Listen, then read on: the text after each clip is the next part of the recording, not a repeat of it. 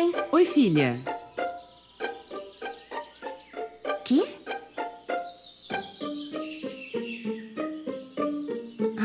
Não acredito nisso. Não acredito. Mãe, olha o que o passarinho fez na blusa do uniforme. Como eu vou pra escola agora? Ô, filha, vamos sentar aqui. Você já agradeceu a Deus porque você tem uma escola para ir? Um uniforme para vestir? Passarinhos no quintal para nos alegrar? E aqui em casa tem água e sabão. Vamos fazer o seguinte. Vamos tentar lavar só as partes que estão sujas. Quem sabe até antes de você ir para a escola, já secou.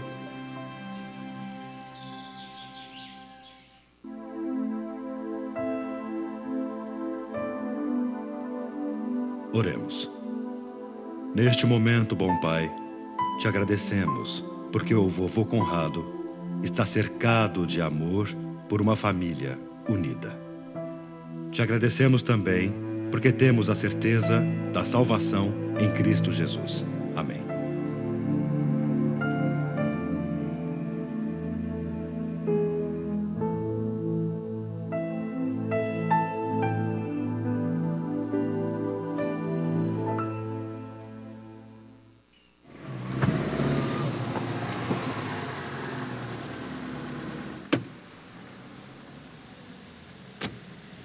Cara, que dia. Você acredita que hoje cedo o carro não quis pegar de jeito nenhum? Aqui na esquina, me fecharam e eu quase bati. E ainda arrumei um torcicolo. Esse dia promete. Ô, rapaz, pois eu agradeço a Deus por você ter chegado. O carro tá inteiro, tá funcionando. E sabe da maior? Eu preciso de você para me ajudar a apresentar o projeto para a diretoria. Vamos lá? Vamos.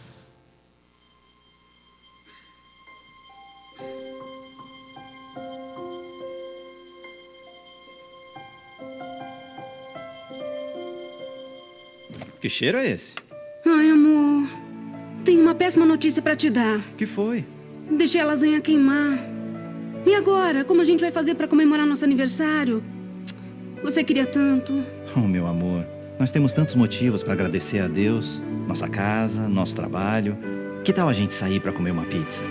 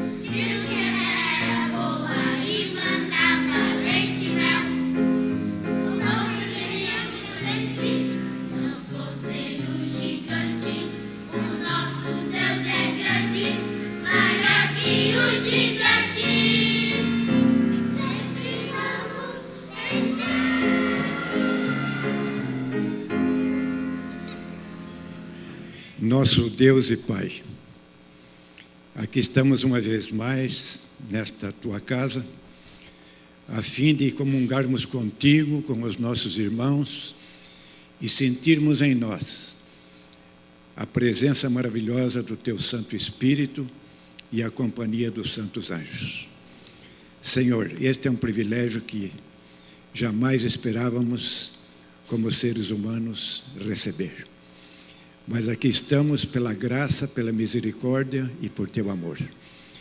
E por tudo isto, nós queremos agradecer-te de coração profundo, porque somente a tua misericórdia poderia realizar um ato como este.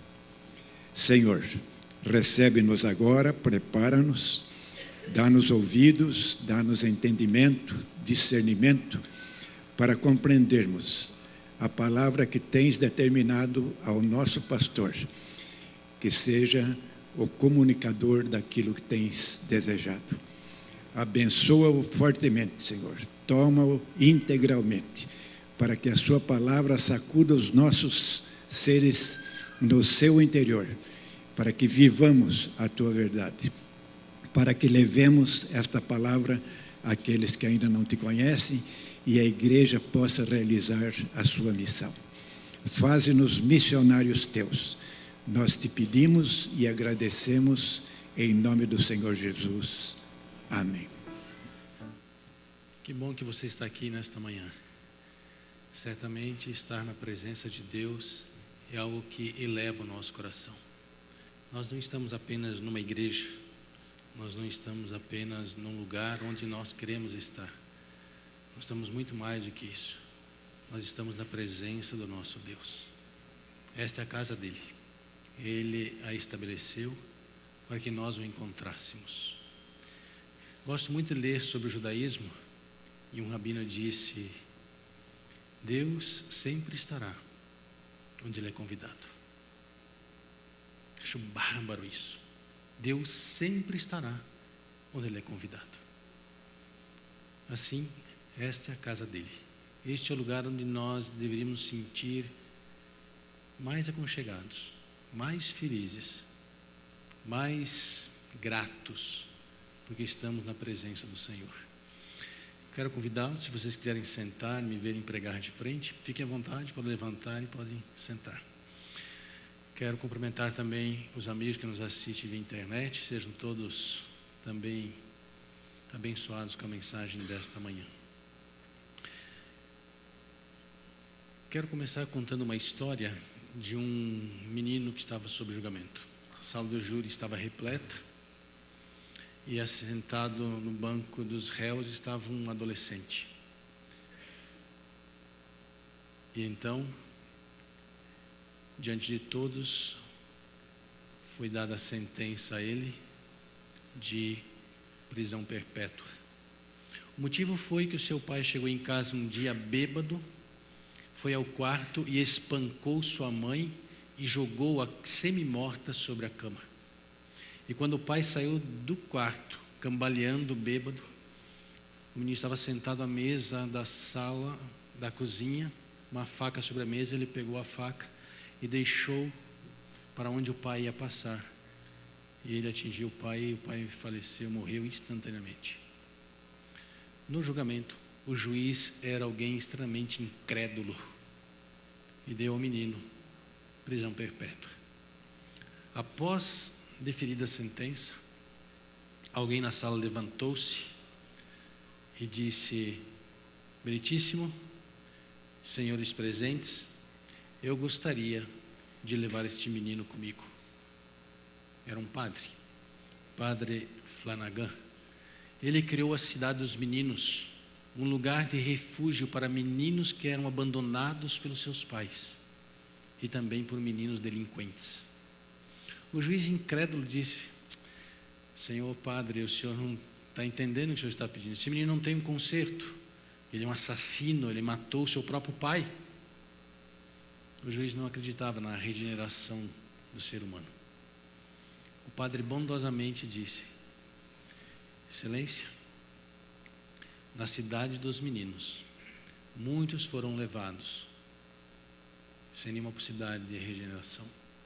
Hoje, são cidadãos deste país, alguns são casados, têm suas famílias bem estruturadas, outros fizeram cursos e são bons profissionais. Eu gostaria de levar o menino. O juiz incrédulo perguntou: qual é o segredo?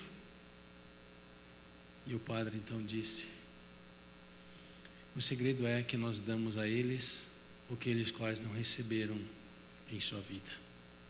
Nós lhe damos atenção, nós os valorizamos, nós damos a eles carinho, respeito e amor. O juiz então consentiu que ele levasse o menino. A mensagem bíblica desta manhã tem a ver com como Deus revela a nós o valor que nós temos para Ele. Tem a ver que a atenção dele é totalmente voltada para cada um de nós. Que o cuidado dele é constante para conosco. E acima de tudo, que Ele sempre quer nos salvar. Por favor, abra sua Bíblia no livro de Ezequiel, capítulo 16. Ezequiel, capítulo 16.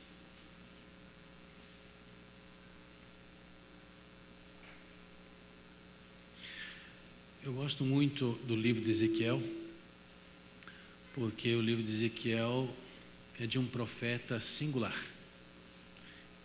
Ele era um sacerdote, foi levado cativo pelos babilônicos, e lá mesmo no cativeiro ele exerceu o seu ministério profético. O restante que ficou em Jerusalém, os que não foram levados cativos, estavam sendo enganados pelos profetas, pelos falsos profetas, dizendo que viria dias de prosperidade, paz, e que logo Jerusalém seria restaurada. E Ezequiel disse: não, nada disso. Virão tempos difíceis. Falar coisas boas sempre é agradável. Falar a verdade é mais difícil. Mas os homens de Deus sempre foram destemidos. Falaram aquilo que Deus os instruiu e o pediu que eu falasse. Assim é nesse caso com Ezequiel. Capítulo 16, vamos ler os versos 1 até o verso 8. Veio a mim a palavra do Senhor dizendo: Filho do homem, faze conhecer a Jerusalém as suas abominações. E dize: assim diz o Senhor Deus a Jerusalém: a tua origem e o teu nascimento procedem da terra dos cananeus. Teu pai é amorreu e tua mãe Eteia. Deus está dizendo: olha, eu não sou mais o pai de vocês, o pai de vocês é outro. Verso 4 diz: quanto ao teu nascimento, no dia em que nasceste, não te foi cortado o umbigo, nem foste lavada com água para te limpar, nem esfregada com sal, nem envolta em faixas. Não se apiedou de ti olho algum, para te fazer alguma destas coisas. Compadecido de ti, antes foste lançada em pleno campo para morrer no dia em que nasceste, porque tiveram nojo de ti. Passando eu junto de ti, vi-te a revolver-te no teu sangue e te disse: ainda que estás no teu sangue, vive. Sim, ainda que estás no teu sangue, vive. Eu te fiz multiplicar como o renovo do campo. Cresceste e te engrandeceste, e chegaste a grande formosura. Formaram-se os teus seios e te cresceram os cabelos. No entanto, estava nua e descoberta. Passando eu por junto de ti, vi-te, e eis que o teu tempo era tempo de amores. Estendi sobre ti as abas do meu manto e cobri a tua nudez. E dei-te juramento e entrei em aliança contigo, diz o Senhor Deus, e passaste a ser minha, diz a palavra. Nós vemos neste verso a situação de uma criança. Ela foi totalmente abandonada, deixada no campo, lançada no campo para morrer ali. Este verso, numa figura de linguagem, mostra a condição da humanidade se Deus não tivesse sido misericordioso e bondoso. Todos nós seríamos como essa criança, deixados no campo, a morrer. Nós não teríamos o lar que nós temos, nós não teríamos a saúde que nós desfrutamos, não teríamos nada, porque tudo que nós temos vem de Deus. As bênçãos que recebemos, nós as recebemos porque Deus não as concede. Tudo que nós temos é de Deus. Essa criança não conheceu felicidade, não sabia o que era sorrir, não sabia o que era viver a vida. Ela foi completamente abandonada a viver poucos dias de morrer. O Salmo 51 diz que todos nascemos sob o pecado. Todos nascemos sob a condenação do pecado. Assim, que se hoje temos uma esperança, se hoje mudamos a nossa situação, é porque Deus foi misericordioso para conosco. É porque Ele estendeu o seu amor e a sua bondade para conosco. No verso 5 diz que não se apiedou de ti olho algum. Essa criança não tinha ninguém por ela, não tinha amigos, não tinha ninguém que olhasse por ela, ela estava só. Sentir-se abandonado é horrível, estar sozinho é deprimente. Talvez a coisa mais triste na vida é você não sentir-se apoiado, é você ter que enfrentar uma situação sem o apoio de ninguém. Então eu pergunto, por que Deus instituiu uma igreja? Por que Deus fez uma comunidade? Às vezes nós temos uma concepção errada do que é a igreja. Muitas pessoas pensam, a igreja é o lugar onde eu vou para adorar a Deus. Eu vou, eu sento, eu ouço um sermão e vou embora. Pronto. Para isso Deus fez uma igreja. Mas não foi por isso. Deus fez por muitas outras razões maiores do que essa, uma igreja. Deixa eu contar uma história para vocês. Um senhor de idade estava voltando da sua igreja e indo para a sua casa. No caminho, ele foi abordado por alguns delinquentes que roubaram-lhe tudo que ele tinha e ainda o espancaram. Ele, muito ferido, conseguiu chegar em casa, deitou-se na sua cama, os seus vizinhos souberam e na quarta-feira comentaram na igreja o que havia acontecido com esse senhor. Imediatamente todos se puseram a orar por ele. A polícia foi à casa dele para saber os detalhes e ele relatou à polícia. E depois, no outro dia, o pastor foi visitá-lo. E o pastor perguntou então se ele estava precisando de alguma coisa, como ele estava. E para surpresa do pastor, o encontrou alegre, feliz e sereno. Um senhor que havia sido espancado, estava todo machucado, estava sereno. E ele disse, realmente comentou à polícia tudo o que havia acontecido, mas ele disse, olha, eu lamento, mas eu tive que acrescentar aos policiais, aos investigadores, que ele agradecia por aqueles inimigos, porque agora ele fez novos amigos. Surpreendente, né? Ele, depois de acontecer isso, várias pessoas da sua comunidade religiosa ligavam para ele quase todos os dias, como você está? Alguns o visitaram, outros levaram mantimentos a ele e muitos oraram por ele, muitos o apoiaram. Ele compreendeu que ele tinha muitos mais amigos do que ele pensava que tinha. Para que serve uma igreja? Será que a nossa relação é somente entre nós e o nosso Deus? A igreja é muito mais do que isso. A igreja é um lugar onde você sabe que você não está só. Onde as pessoas sentem que você esteve ausente num dia. E além disso, elas se preocupam e vão atrás saber por que você não esteve presente. A igreja é uma comunidade. A igreja é uma família. A igreja não é um lugar onde eu venho, canto, louvo e vou embora. A igreja é um lugar onde eu tenho que aprender a me preocupar com meu irmão. Porque se Ellen White diz que a vida eterna começa no momento em que nós aceitamos a Cristo, e João diz que quem tem Cristo tem a vida eterna, nós já estamos vivendo a vida eterna. E como nós vamos viver uma vida eterna? Nos machucando, ferindo uns aos outros, não aceitando o nosso irmão. Igreja é muito mais do que você vir e só falar com Deus. é você preocupar-se com o seu irmão, é você estender a mão ao que está ao seu lado, é você saber como ele está.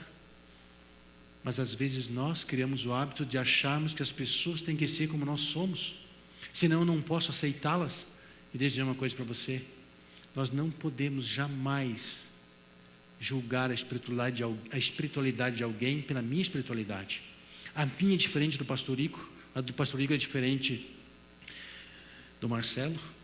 Cada um de nós tem a sua espiritualidade. E deixa eu dizer uma coisa: às vezes alguém pode vir à igreja no sábado pela manhã com lutas tremendas, com tentações terríveis, e pode entrar na igreja acabado espiritualmente, mas veio. E às vezes nós olhamos e dizemos: puxa, como pode ser cristão tão triste? Nós não temos o direito de julgar a espiritualidade do nosso irmão. Nós devemos amar e aceitar as pessoas como elas são. Além disso, nós não podemos julgar o comportamento das pessoas. Se a pessoa veio diferente do habitual que nós estamos a nos vestir, nós não podemos julgar as pessoas. Na verdade, as pessoas mudam conforme nós as tratamos. As pessoas vão nos amar se nós as amarmos, vão nos julgar se nós as julgarmos, vão se aproximar de nós se nós nos aproximarmos delas. Igreja é muito mais do que você vir, sentar, ouvir um sermão e ir embora. Igreja é um lugar onde você pode repartir as suas angústias, as suas tristezas, as suas decepções, e saber que você é livre para expressá-las, que você não será visto com retaliação, que você não será visto como alguém: lá vem o que é metido, lá vem o que só é o do contra. Na igreja todos somos livres para opinar, mas também devemos respeitar. Se eu coloco minhas opiniões e quero que elas sejam respeitadas, eu tenho que respeitar as opiniões dos outros. Igreja é um lugar onde verdadeiramente eu posso contar com os meus irmãos, porque se isso não acontecer conosco, nós somos uma farsa, uma mentira. E isso depende de você e depende de mim. Depende de como você quer viver o seu cristianismo. Você pode achar tudo isso uma mentira, e será para você, mas você pode dizer: isso verdadeiramente é o cristianismo. Aquele senhor encontrou muitos amigos. Através daquelas pessoas que o feriram, ele soube que na comunidade dele, ele podia repartir os pesares dele, ele poderia dividir com os outros as suas dores, e poderia também desfrutar das suas alegrias. O grande desafio no cristianismo atual é trazer a presença divina dos céus para a terra e compartilhá-la com os outros. Porque religião é muito mais do que você vir e sentar num banco de uma igreja e ouvir um sermão. Religião é você chorar com aqueles que perdem, aqueles que amam. Religião é você se alegrar com aqueles que tiveram sucesso durante a semana. Religião é eu saber que o outro está crescendo e eu posso apoiá-lo para isso. Religião é uma família. E nós somos, eu gosto de uma frase que diz: eu sou aquilo que eu quero ser. Nós vivemos dizendo que devemos ser semelhantes a Cristo. E ser semelhante a Cristo é você amar quem está ao seu lado. Porque Cristo só veio a este mundo por causa de seres humanos. Ele não veio por causa da liturgia da igreja, ele não veio por causa do pregador, ele veio por causa dos seus filhos. Ele veio por causa de cada um de nós. Como nós queremos impor aos outros as nossas próprias opiniões. Nós podemos opinar, mas devemos deixar que Deus conduza as coisas. Você sabia que teve uma ocasião em que Ellen White comia carne de porco? Vocês sabem disso. Com o tempo ela mudou. Quando ela estava nesse processo, alguém disse a ela: Ellen, nós precisamos deixar a carne de porco. Sabe o que Ellen White disse? Se esta for a vontade de Deus, Deus irá revelar para mais irmãos nossos. Deus não dirige uma pessoa, Deus dirige um povo. Deus não deu a sua lei para um homem, deu para um povo. Cristo não chamou um seguidor, que chamou 12, depois 60, depois 120 e depois chamou o seu povo. Nós somos uma família, nós somos um povo que Deus chamou para revelar ao mundo o amor dele para os outros. Esta mensagem me mostra que aquele menino, aquela criança não tinha amigos, ele não tinha uma comunidade para ir, mas nós temos. Mas acima disso somos nós que criamos esta comunidade. Afinal, somos nós que oramos juntos, somos nós que adoramos juntos. Pense, se só estivesse você aqui na igreja hoje pela manhã, mais ninguém. Deus conduz uma comunidade, Deus conduz um povo. Nós cantamos juntos, nós confessamos nossos pecados juntos e nós nos alegramos juntos, porque um dia nós estaremos juntos nas mansões celestiais. Um dia nós iremos celebrar eternamente a vida que nós vivemos aqui na terra. Eu gosto como a Bíblia revela como Deus olha para conosco. E Deus é cheio de compaixão. Deus é cheio de amor. O que mais me fascina em Deus é que Ele não muda. Isso me faz ficar constrangido diante do Senhor. Nós aqui ou acolá falamos do terno de um, da camisa do outro, de como o outro foi, e se outro ganha dinheiro, porque não sei o que, se é legal, se não é, um monte de coisas. Nós vamos na casa de alguém, já achamos defeito na pintura da casa, não sei o que, nós somos sem defeitos. Deus sempre é o mesmo. Deus sempre ama. No livro de Lamentações ele diz assim: com lágrimas se consumiram os meus olhos. Olha, Deus está falando isso. Conturbada está a minha alma e o meu coração profundamente angustiado. Sabe por quê? Por causa dos meus filhos. Ele diz, por causa das crianças de peito pelas ruas da cidade.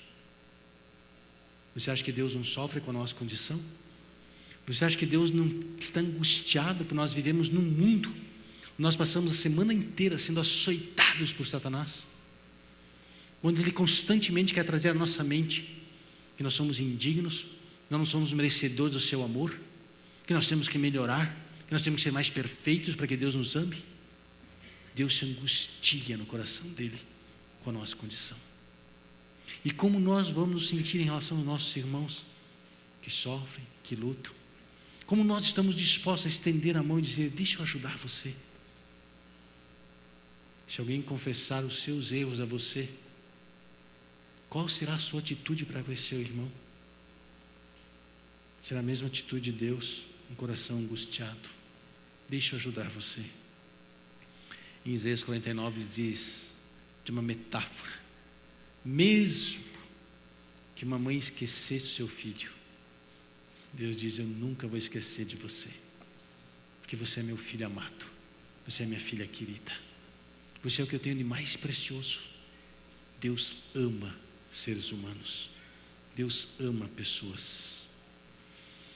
Os seres humanos fazem coisas para os outros porque às vezes querem ser vistos por eles.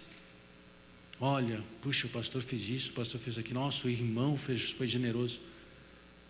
Deus escolheu nos salvar porque Ele quis fazer isso.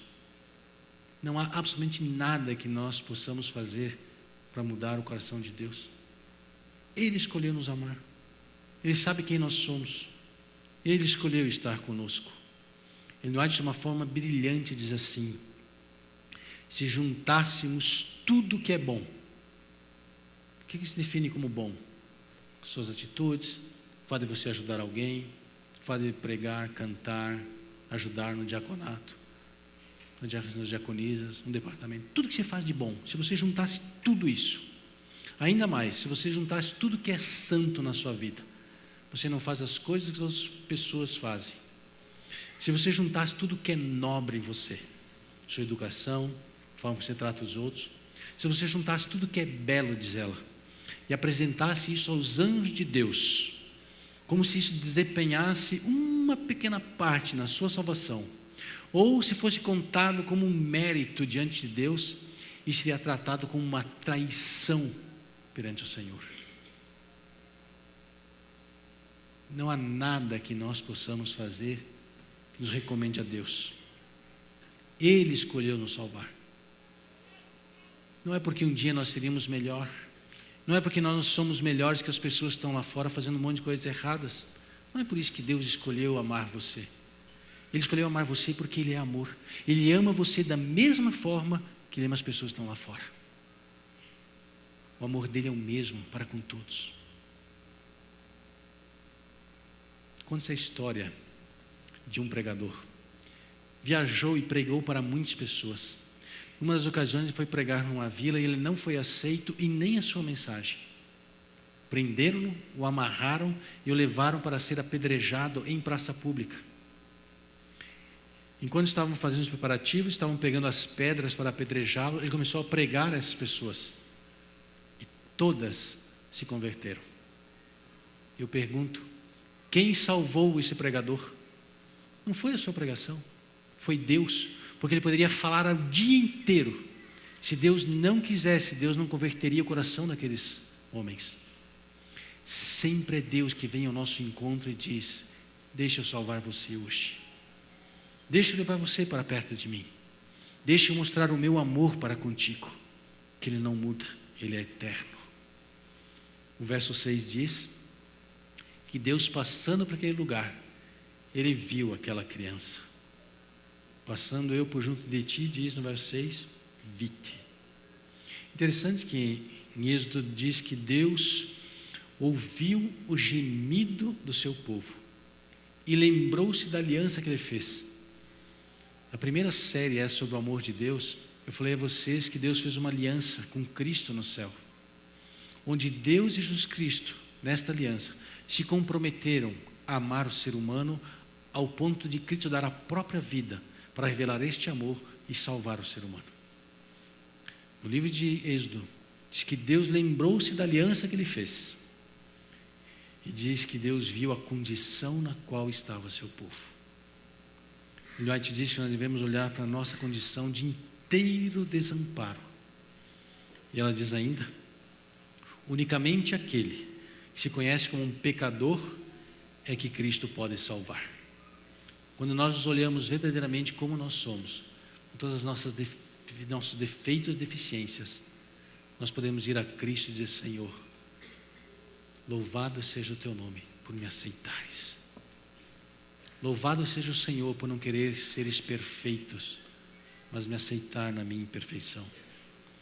Deus bondosamente passa por cada um de nós e diz: vive, tenha uma nova vida, eu posso mudar você.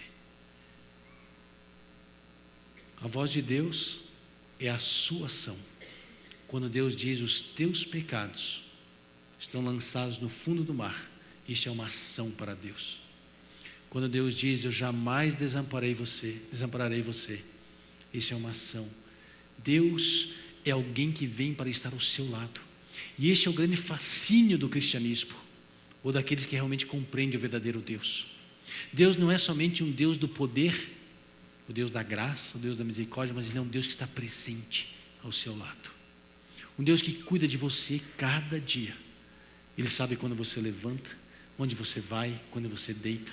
Ele sabe o que você precisa amanhã. Ele está sempre ao seu lado cuidando de você. Ele vê você todos os dias por onde você vai. E Ele diz: eis que estou contigo todos os dias até a consumação dos séculos.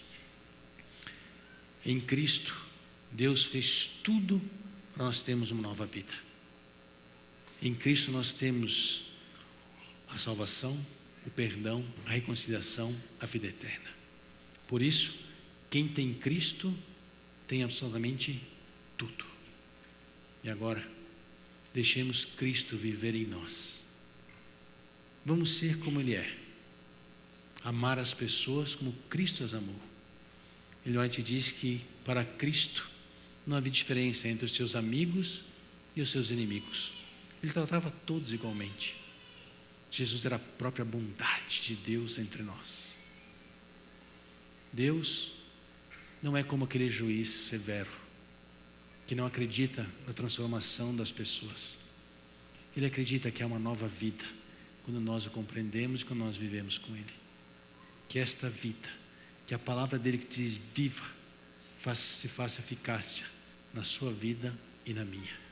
Que cada um de nós sejamos transformados por este amor que não tem limites, que é incompreendido pela mente humana, que está além da nossa compreensão, mas que nos toca profundamente todas as vezes que nós ouvimos Ele dizer: Tu és meu filho amado, em quem eu tenho grande alegria.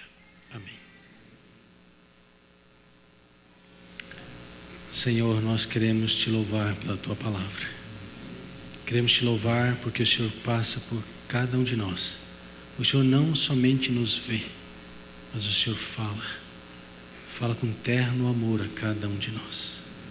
Te louvamos, Senhor, por fazermos parte de uma comunidade onde o Teu amor é derramado em nossos corações, onde dia a dia o Senhor nos aproxima e assim, Senhor, podemos revelar ao mundo o amor que o Senhor tem para conosco e para com eles também. Pai querido, leva-nos para os nossos lares em Tua companhia, na presença dos Teus anjos, em nome de Jesus. Amém.